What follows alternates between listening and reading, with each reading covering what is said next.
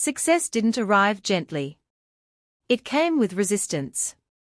Just when things started to improve, life decided to test him again, harder this time. The opportunities he waited years for came, and then disappeared just as fast. A deal failed, a promise was broken, someone he trusted turned their back when things got tough. And for the first time in a long while, doubt returned. Not loud, not dramatic, quiet, the most dangerous kind. He began to ask questions he never wanted to ask himself. What if this is as far as I go? What if I tried my best and it still isn't enough? What if the world was right about me? Those thoughts didn't come when he was weak. They came when he was tired. Because exhaustion makes even the strongest people question their worth. There were days he sat alone, staring at the ceiling, feeling like all his effort had led him back to the same place, just older, just more tired. But then he remembered something. He remembered the boy who walked miles with torn sandals. The boy who stuttered with hunger gnawing at his stomach. The boy who had nothing, yet still refused to quit. And he asked himself one question. If I survived that,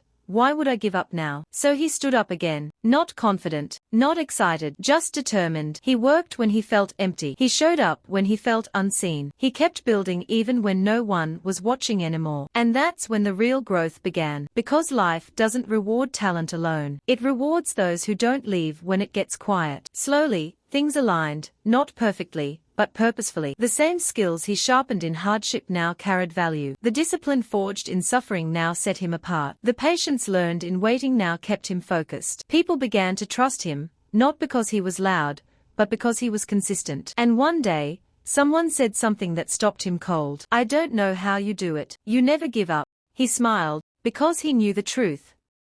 Giving up was never an option.